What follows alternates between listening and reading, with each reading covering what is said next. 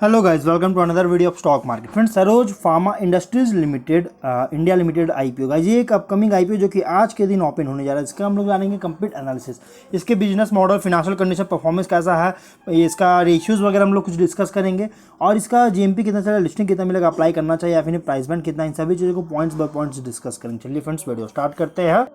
तो गाइस, ये जो आईपीओ है Saroj pharma industries India limited, ये एक एसएमई कैटेगरी का आईपीओ है जो कि 31 अगस्त, जो कि आज के दिन ओपन होने जा रहा है, 5 अगस्त सितंबर को क्लोज कर दिया जाएगा। मतलब कि 4 दिन का आईपीओ है। 31, 1, 4, 5, ये 4 दिन का आईपीओ है। अगर हम इसके बिजनेस की बात करें, 2019 में इनकॉर्पोरेट किया गया था। Saroj pharma industries India limited जो है, ये मतलब कि स्पेशलिटी केमिकल्स और एपीआई का ट्रेडिंग, एक्सपोर्टिंग और सप्लाई करता है। मतलब कि ये कह सकते हैं कि एक तरह से ये मैन्युफैक्चर नहीं करता है, बल्कि ये अदर कंपनी, मतलब कि अदर कंपनी जो मैन्युफैक्चरिंग कंपनी है उनसे मतलब ले करके ये जो है सो ट्रेड, एक्सपोर्ट, सप्लाई करती है स्पेशलिटी केमिकल्स और एपीआईज का। कंपनी का 3 टाइप के प्रोडक्ट्स है, कैटेगरीज जो है सो डील करती है।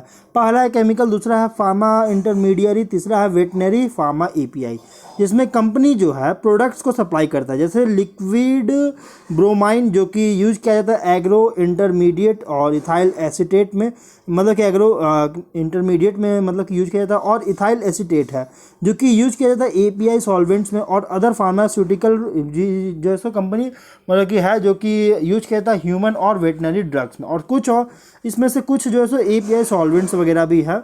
यहाँ पे एपीआई जो है ये गाइस, ये नाम दिया गया है as known as bulk drugs या बल्क एक्टिव्स, और ये सभी जो है प्रिंसिपल इंग्रेडिएंट्स है जो कि यूज किया जाता है, जिसमें कंपनी फिनिश्ड डोजेस जो कि फिनिश्ड डोजेस को बनाने में यूज़ किया जाता है। एक कैप्सूल्स, टैबलेट, लिक्विड और अदर फॉर्म्स ऑफ डोजेस का जो है सो फॉर्म में बनाने के लिए जो है सो इसको यूज किया जाता है।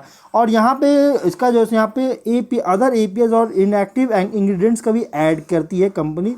यहाँ पे कंपनी एक्सपोर्ट करता है अपने प्रोडक्ट्स को Pakistan, Egypt, Russia, Jordan, Hong Kong, Singapore etcetera, इन सभी कंट्रीज़ में जो है सो एक्सपोर्ट भी करती है।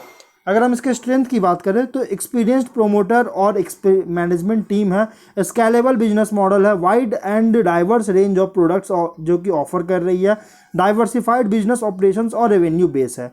तो कंपनी का बिजनेस अगर देखा जाए तो हाईली कॉम्पिटिटिव और फ्रैगमेंट सेगमेंट में इसका बिजनेस, और ये जो है सिर्फ स्पेशलिटी केमिकल्स का और फार्मा एपीआईज का जो है सो ट्रेडिंग करती है, बल्कि मैन्युफैक्चर नहीं करता, जो कि कह सकते हैं यहाँ पे कंपनी मैन्युफैक्चर नहीं कर रही। लेकिन हाँ, रिसेंटली कंपनी का पॉजिटिव पॉइंट ये आया, मैनेजमेंट का कहना है कि वो जल्द ही मतलब as soon as possible company जैसे मैन्युफैक्चरिंग एक्टिविटीज़ को में भी जो एंटर करने का प्लान कर रही है, मतलब कि मैन्युफैक्चरिंग फैसिलिटी, मैन्युफैक्चरिंग वगैरह भी करना शुरू करेगी।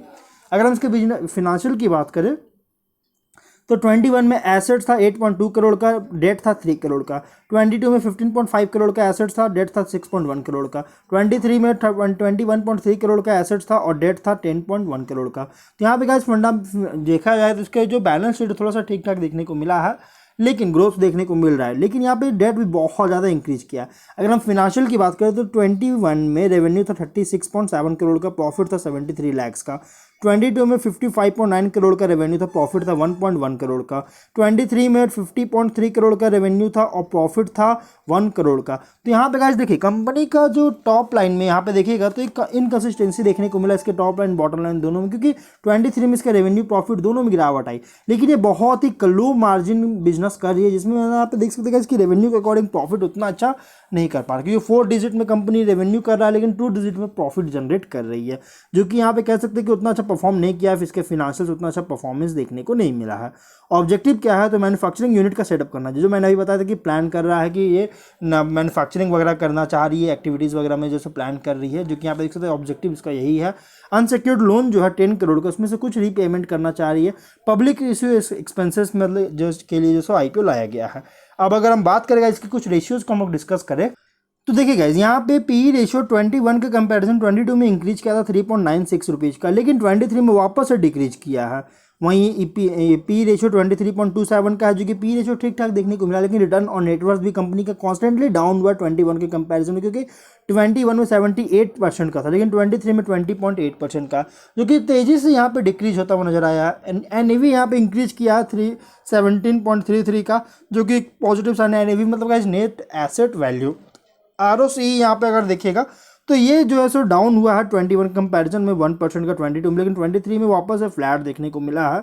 एबिटडा यहाँ पे जो है सो देखिएगा तो ये इंक्रीज किया है, एक पॉजिटिव साइन है, 5.73% का इंक्रीज किया है।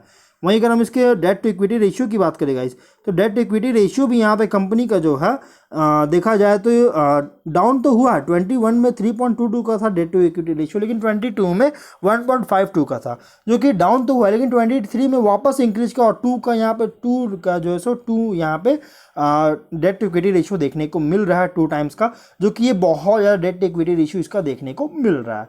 अब अगर हम आगे इसके डिटेल्स की बात करेगा, तो कंपनी जो है 31 अगस्त को ओपन हो रही है, 5 सितंबर को क्लोज कर दिया जाएगा। 10 रुपीज़ का फेस वैल्यू, 84 रुपीज़ पर शेयर की प्राइस बैंड, 1600 शेयर्स के लॉट साइज, 9.1 करोड़ का इशू साइज जो कि फ्रेश इशू की जा रही है। Fixed price issue IPO NSC के एमर्ज प्लेटफॉर्म पर लिस्टेड होगा, मतलब कि एनएससी एसएमई में लिस्टेड किया जाएगा। अलॉटमेंट का डेट रखा गया 8 सितंबर का, 11 सितंबर का रिफंड्स का डेट रखा गया, लिस्टिंग डेट 13 सितंबर का रखा गया है। अमाउंट 1,34,400 रुपीज़ का पे करना होगा। इसके मार्केट मेकर है स्वास्तिक इन्वेस्ट मार्ट, और रिजर्वेशन दिया गया अदर्स को और रिटेल को 50-50% का। यहाँ पे प्रोमोटर की बात करें तो मिस्टर बीजू गोपीनाथन नायर और मिस्टर मनीष दशरथ कांबले इसके प्रोमोटर है। प्री इशू होल्डिंग 100% का, पोस्ट इशू 73.02% की होल्डिंग्स देखने को मिल जाएगी। तो ओवरऑल अगर देखा जाए तो ये कंपनी जैसे बहुत ही छोटी मतलब कि बहुत ही टीनी साइज का आईपीओ है, जो कि मेन बोर्ड मैग्नेट लेने में बहुत लंबा टाइम ले सकती है, बहुत लंबे समय का वेट करना पड़ सकता है। और इसका फिनेंशियल्स के अकॉर्डिंग भी अगर देखा जाए तो प्राइस बैंड जो रखा गया है ना, एक बहुत ही ग्रीडी प्राइस रखी गई है। इसलिए गाइस ये कह सकते हैं एक तरह से बहुत ही हाई रिस्क और लो रिटर्न बेट आईपीओ है, इसलिए इसको इग्नोर कीजिए तो ही आपका कैपिटल सेफ रहेगा। क्योंकि गाइस बहुत ज़्यादा रिस्की आईपीओ, क्योंकि रिसेंटली जितने भी आईपीओ आए गाइस वो सभी मतलब कि बहुत ही अच्छी परफॉर्म किया है, लेकिन इसमें चांसेस बहुत ही रेयर है अच्छी परफॉर्म करने का, और इसकी जीएमपी भी अब तक अपडेट नहीं किया गया है, तो इसके वजह से गाइस लिस्टिंग बता पाना पॉसिबल नहीं है। तो हम लोग जो है वीडियो कहीं पर एंड करते हैं। अगर कोई डाउट है कमेंट बॉक्स में पूछे। मिलते हैं नेक्स्ट वीडियो में। Till then bye.